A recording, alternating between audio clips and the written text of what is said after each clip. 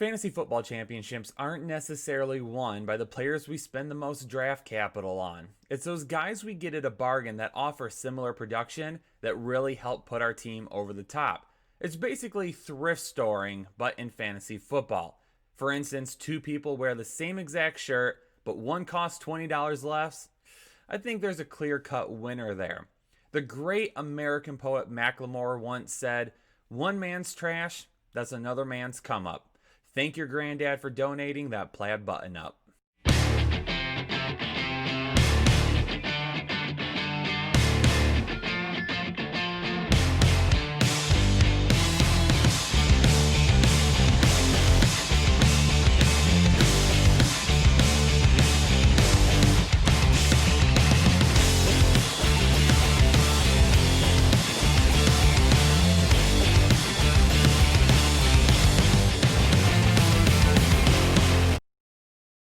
Hey, what's going on, Headliner Nation? Kyle back with the Fantasy Headliners, and I've got our League Winners episode for you today. Now, I need to preface this to begin the video so you understand what the difference is between League Winners and the other videos that we do, like must-haves. Our must-have videos, those are the guys, those are like the top tier names, the guys we absolutely need to have on our team. League Winners are those bargain guys. League winners to us here at the Fantasy Headliners are guys that you can get at a discount, but can really help put your team over the top or give them a lot of stability and surround your top level names with players that can really help push it to a fantasy football championship. So that is the difference. I just want to make that completely clear, because every year we get comments about, oh man, those guys, they're not league winners, they're being drafted in such and such a round.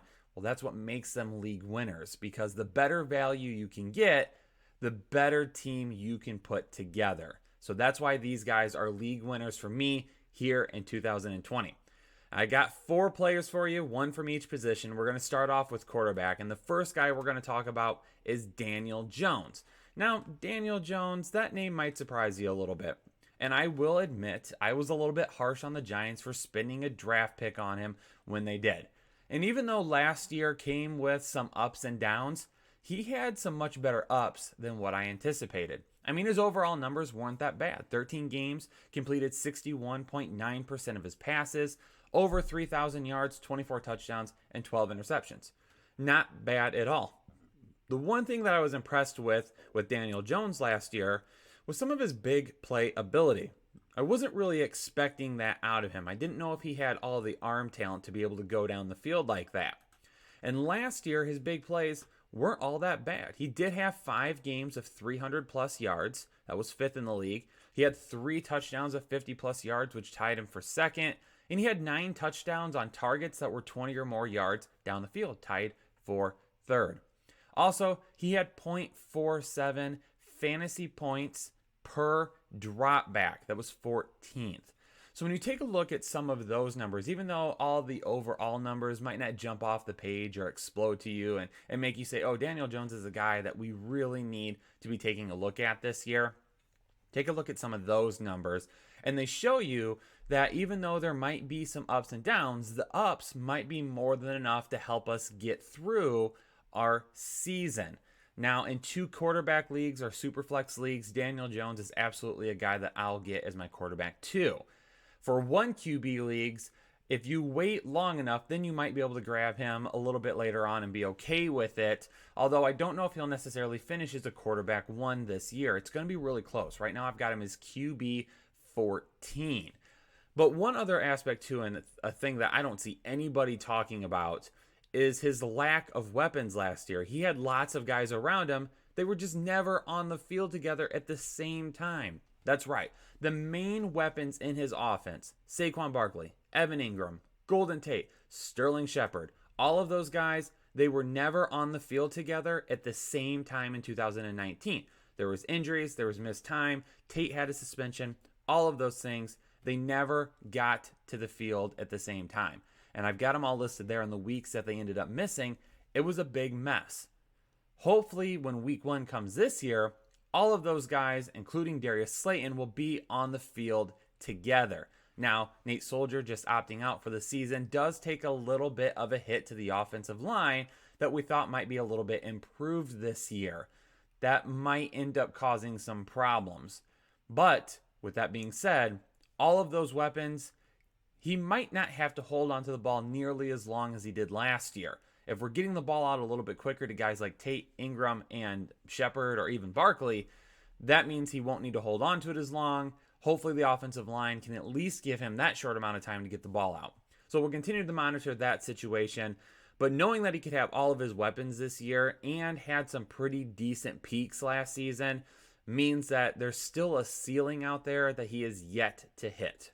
Now, my running back that I want to talk about for league winners is James White. James White is a guy that I've been preaching for quite some time, okay? Before Cam Newton signed, before Sony Michel had his surgery, before we found out that this defense isn't going to be as good as it was last year and they're probably going to have to throw it quite a bit.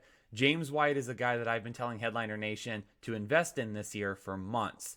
And I've got some more information now on why you need to be doing that.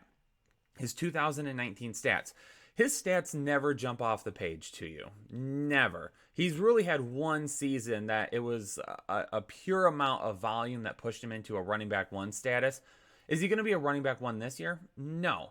But he absolutely has the possibilities of reaching running back two status. And you could get him, it's like you're running back four right now and play him as a flex every single week. In PPR and half PPR leagues, that's insane. His 15 games, 67 attempts, and 263 rush yards. Yeah, the rushing, he's never going to make his living off that. It's the 95 targets, 72 receptions, 645 receiving yards, and 6 total touchdowns where he will give you his value at. It's always been about pass catching for him. I mean, his receiving ranks among running backs last year puts him in pretty decent company with the best pass catchers in the NFL. 90 targets, 72 receptions. Both of those were tied for 6. His 645 yards put him as third, and his 5 receiving touchdowns put him at second.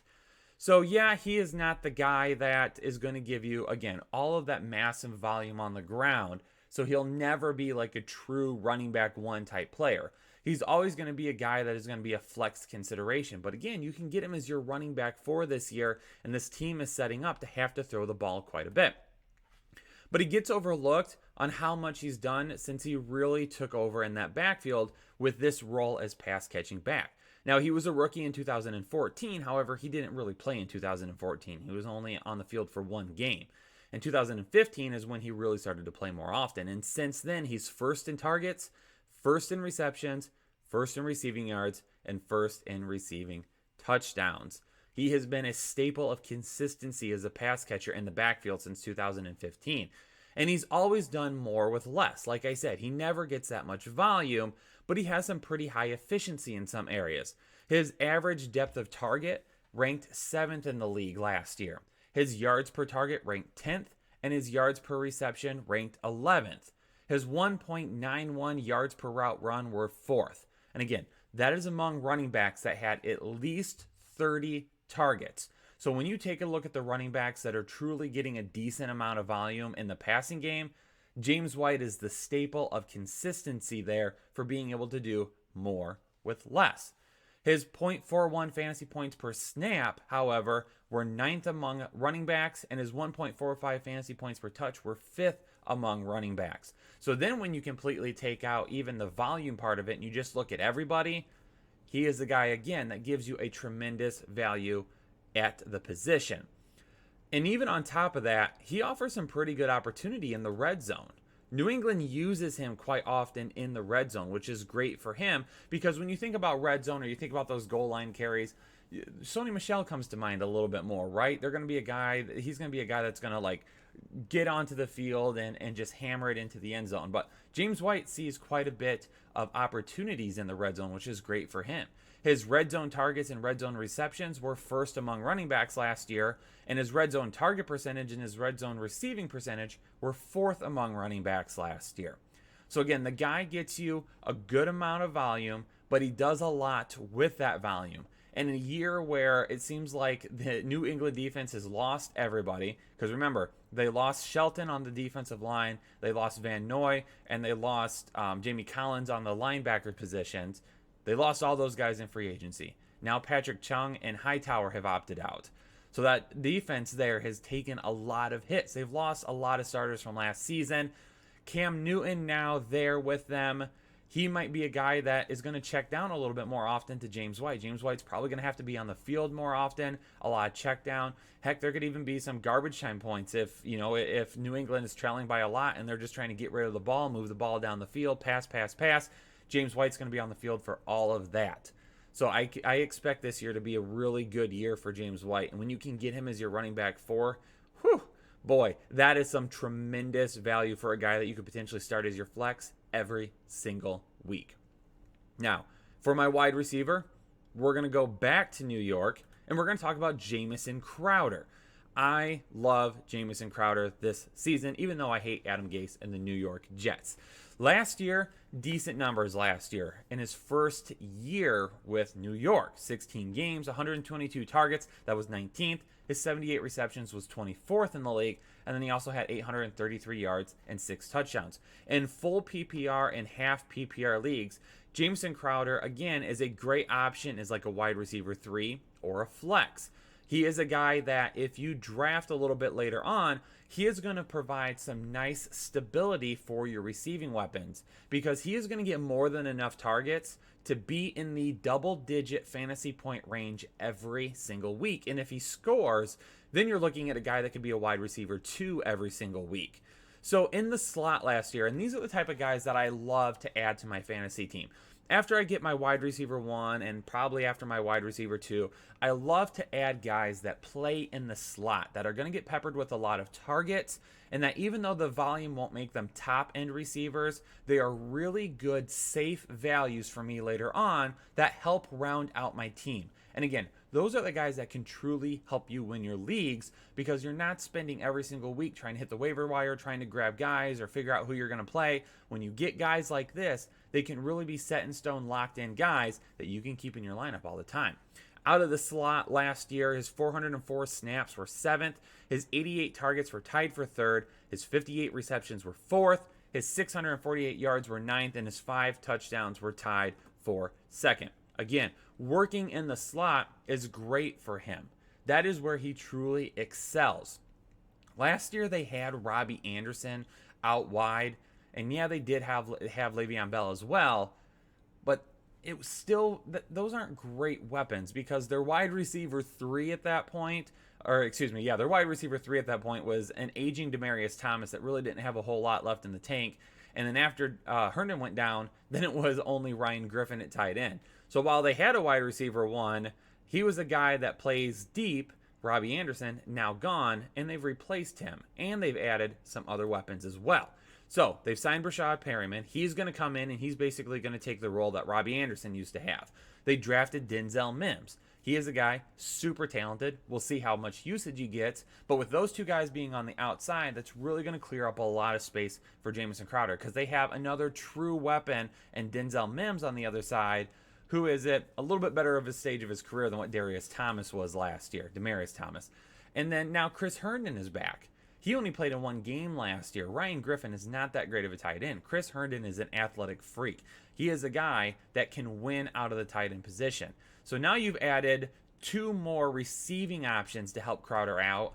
And it's the second year of Le'Veon Bell in that offense. Maybe he does pick it up a little bit. He's going to get a decent amount of volume. But now now defenses have to pay attention to Le'Veon Bell coming out of the backfield. They have to pay attention to Perryman going deep. And you're going to have Denzel Mims, who runs a pretty good route tree all over the place. And then Chris Herndon, he is going to be a guy that in those short to intermediate routes will also need to have someone paying attention to him.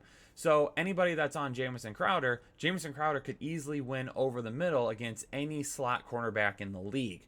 That makes him a great value this year because he had such a great connection with Sam Darnold last year. More than likely that will carry over this season because the connection between Perryman and Mims will probably take some time. They really haven't had a chance to work out yet.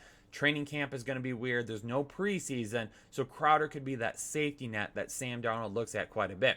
And quite honestly, that defense, now that Jamal Adams is gone, it's not going to be as good. We already didn't think they were going to be that great this year. There was some potential there, but Adams really hurts them as well.